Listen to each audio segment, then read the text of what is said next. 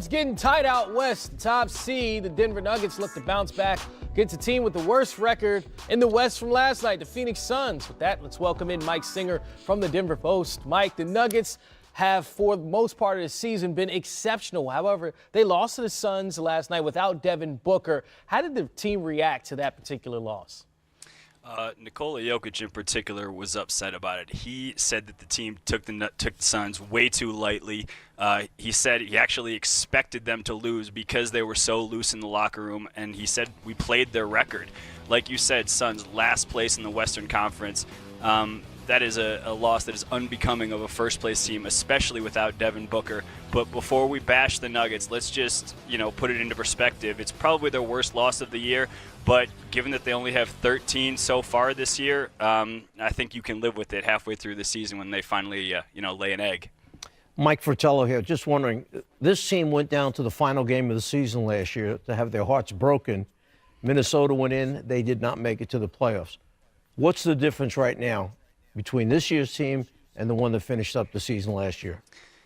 The first thing you have to point to is the defense. Last year, they were among the lower third in the NBA in terms of overall defensive efficiency. This year, they're 10th. The other thing you have to point to is just the organic development of Nikola Jokic and Jamal Murray. Both of them are playing at borderline all-star levels. And then even though the Nuggets have dealt with more injuries than any other team in the NBA, a lot of the role players like Torrey Craig, Juancho Hernan-Gomez, Monte Morris have stepped up and filled these roles. And even Malone said today, no one would have expected that they would be in first place given all the injuries they've had. So it's just been a lot of organic development, guys sort of flourishing in these new roles. I like that phrase, organic development. So it leads me right into the big man matchup tonight. They played together, one left, one got some new money, one got a little bit of money. How's that between Nurkic and the Joker now? Come on, all the big fellas gonna go at one another tonight.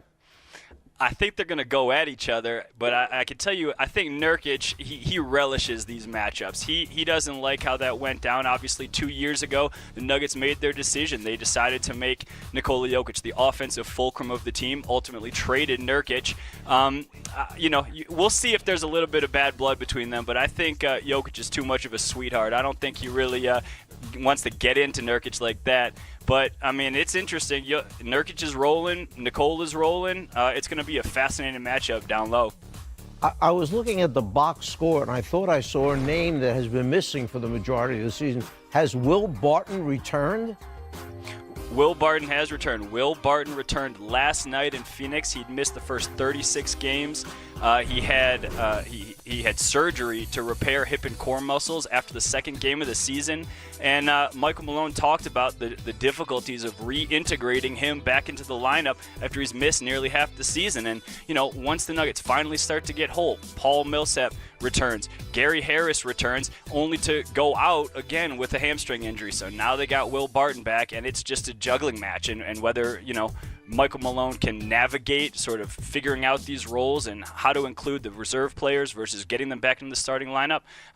That's going to be the next few weeks, whether they can sort of solve this minutes crisis. Well, you're leading right into my next question, where now you have all this goodwill because when guys were injured, it gave the bench a chance to get better and understand what they need to do. Now everyone's healthy. Are they really understanding how good they really can be if they want to challenge in the West? I've asked some of the guys this, and the reality is that they are in first place in the West, and yet they have been at about 60%, 65% of their potential, in my opinion. Right. They need the cohesion. They need Gary Harris back. They need Will Barton back. And then we'll see what they can do. And obviously Isaiah Thomas is still sitting there waiting in the wings, and no one really knows if he's going to be able to contribute or in any sort of timely fashion. So I think that there is a ton of potential, as you alluded to, and it's just a matter of whether they can finally realize that potential and get all these guys healthy again. It's incredible, including drafting a guy like Michael Porter Jr., who was arguably one of the most talented players coming into this draft. Of course, he had the injury, so that's why we haven't seen him yet. Michael Singer, appreciate your time. Thank you. Appreciate it. Thanks, guys. Good stuff. Well, look, the Warriors half game back of the Nuggets for that top spot out west, and you saw the slip up last night by Denver.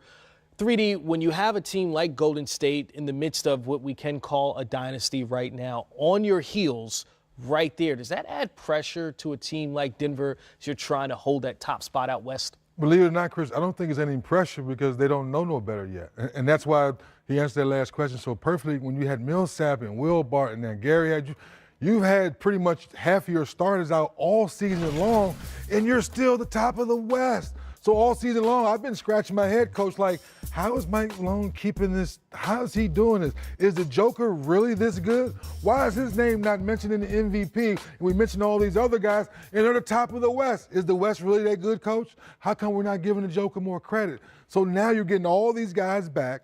The All-Star break is coming. To your point, yes, the Warriors are getting healthy too, but you're still the top of the West, and you haven't been 100% all season long. I don't want to minimize the importance of Will Barton to this team. No question. Will Barton can be a starter. Will Barton is great, sixth man coming off the bench. This guy puts up numbers. He's versatile. He plays more than one position for them. He hasn't been around.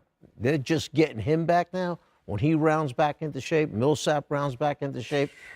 Watch out for Denver. Yeah. I mean, when you mentioned Will Barton, played the first 2 games this season, got injured, came back last night. Like you said, he's a guy that they thought, okay, this is going to be a major part of our team, has not been there. I mean, these guys really, look, you mentioned the Joker as part of the MVP conversation. We actually had that conversation about a month ago. And since then, he's scored more in big games. Because back then it was, oh, the Joker's not scoring enough when they need him to score. He's shown that he can do that as well, Czar. I mean, if that's the case, should he be considered more in that MVP conversation? I think when people take Denver for real, then you may start to hear his name more. Right now, I think people have said, well, we're just waiting for Golden State to get it together. What happened to Houston at the beginning of the season? They're starting to get it together. So let's see now. The challenge of these teams that we thought were going to be really good are now starting to hit stride, and they are really good at this point in the season. Can Denver hold on? Because they'll meet each other, they'll face each other during the second half of the season. We'll see if they're ready to take on the challenge. 3D, try not to get too excited. We know Steph Curry's back healthy, and he's one of the greatest shooters of all time. And you discussed who are some of the greatest shooters in the league right now, and who do you want taking the last shot in the game? We bring you that next on Game Time Live. Well, we're living in a three-point revolution where some of the greatest shooters of all time are playing right now in this era. In this open court short, we asked some of our favorite resident shooters who they would take in the clutch to make a bucket that they needed for a win.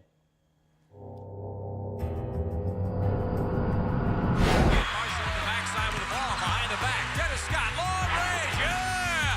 Kenny Smith again. What a stroke for Kenny Smith. Throws it across. Miller for three. He backed it in! He backed it in! Hey everybody, Matt here with 3 of the most accomplished shooters in NBA history. 3D, Dennis Scott, Kenny Smith, the Hall of Famer Reggie Miller, and so of course... This is a shooting show. No, of course. I was trying to figure out I want to talk about shooting. One active player to take a game-winning shot, if you could choose, who is that guy? Steph Curry or Kevin Durant or LeBron James. Curry saves it 3. Steph good! Goes to the corner to shoot a 3 and hits to tie it up. Shot clock is on. James pull up for a 3. Rainbow! Any more? To take a 3 to win a game. I take all 3 of those. Even LeBron James, in terms of his ability to get it off, he'll get it off comfortably because of his size, strength, and ball handling ability. So he would get it off comfortably. He doesn't shoot with the same accuracy as those other 2 guys, but he gets a better comfort level at times than those 2 guys. For me, active, if we're just trying to get a shot clock's going down, it's Kyrie Irving. His ball handling ability to be able to get to any spot on the floor and get his shot off, to your point, he's going to get his shot off. And he's one of the few point guards, well, there's a lot of point guards in the league, and can shoot the 3. Definitely guys that I probably would have picked, but if I'm going with someone with ice water in their veins, need a shot, I'm going with Dame Lillard. A guy that can create his own shot, or you can put him in a high pick and roll, shoots with depth, can shoot deep, and if you foul him, he's going to make foul shots. Does the answer change for any of you if I say it's a catch and shoot 3 to win a game? Klay Thompson. Yeah. Catch and shoot, I would add Klay to a catch and shoot. Like, it swung back out to him. I would add Klay to that for sure. You know, it's funny, we were talking, James Harden. Ooh, yes, to get a bucket, yes. He could do. Oh, my goodness, yeah, to get a bucket, yeah. I mean, we're Right, not catch the dribble, off the dribble. Off the dribble, he's Off the great, dribble, no but question about it. He gets to walk and shoot it. Yeah. So he gets he gets to do the running man. Right. I'll make it harder. Let's go back in history. Any player who's ever played to win a game with a 3. Oh, we're sitting right here. Oh, Who are you yeah. picking? No, there's He's a sitting lot right of here. guys. No, I'm not. You could go last if you're not going to talk about yourself. I'm gonna go with Larry Legend. No. To make a three. three. He said to make a 3, right? To make a 3. To make a 3 at the end of the game. Celtics have got 3 seconds. 2. Bird, a runner. It's good. I'm going with Larry Legend. I'm going with the guy sitting here, only because the moment for Larry is always the moment. For Reggie, he creates more moments, meaning he's looking for an opportunity. I think at times you hope we get down 3. You know, so there's a difference. But Larry's like, no, I'm not even going to let you get up. I'm going to beat you. He's waiting for that moment. And so for me, watching Reggie over the years, I would have to say Reggie would be the guy I would be. Like, Good looking, Kenny. No, Yeah. but and taking it a step further, with Larry, as much as we, love his shooting, he's not going to get open in that situation. Where you, and I'm going to throw Ray Allen into the mix, yeah. both of you guys are going to get open because you're probably the best running without the basketball, running off screens and getting open. Now, Now, I'm going to put Larry second, though. I wasn't like, Kenny, Larry's third. Ray Allen's above him. Well, come on now. Those But Ray you know Allen what? and Reggie Miller, we need a 3. Larry's not getting open. Him and Ray are getting open to get that 3 off. Rebound Bosch. Back out to Allen. His three-pointer. Bang! There's a guy that I would want to be in this mix because he's the leading three-point shooter in the history of playoffs over certain attempts. You know who that guy is, right? Kenny the Jet Smith. You know. I was waiting for that. You look at That leads to my next question. You may have already answered it, but if in a theoretical world where I could play and I had to choose one of the 3 of you to win a game with a 3, where am I going? We're all going to pick ourselves. That's how confident we. I mean, in all of our careers that we've all hit game winners, we've all hit buzzer beaters, so we know we can do it. So if you're asking openly, I want to. As much as I love both these guys, I want to take that shot first. I would honestly say that these guys were better three-point shooters in this regard. That was such a big part of their diet. And for me, it became a part of my diet later on. But I had to learn to be that. It is like Reggie Miller, we played at UCLA in Pauley Pavilion and in North Carolina. We were like, guard him from here. Right. That didn't come into my life until about my 4th year in the NBA. It was always part of Dennis Scott's repertoire, a steady part of that diet, the long ball shot. I was catching up with you all the time. Right. Now, I just still think I could shoot the ball. But I just know that you guys it was a better diet. We all have different strengths at different times. But at the end of a game, to a man, we're all going to say, put the ball in our hands. Yeah. Kenny wants those shots. Yeah, one of the Kenny biggest wants those shots. one of the I always biggest wanted those moments. shots. Yeah. We were actually in the biggest moments in Rocket and Orlando basketball history. Hit a three-pointer to tie the game to send it to overtime in the NBA Finals. He's been on fire and hits. He's tied the game. But before that, this dude, In the regulation, he comes right. back and hits another one. Back to Scott. For 3 and he's tied Back to back. Yep. It was him and I. You haven't made my job any easier. Well, here, how about this? Who are you going to pick? If your life depended on it, and your family's life depended on it, and they needed a 3 to get them out. Come on, Matt. I will answer the question. I've got bad news for you and my family. What? I turned it over before I ever got it. You lost the game. I would tell you this. If you, I'm sitting here and not there. if you gave it to any of us, your family lives.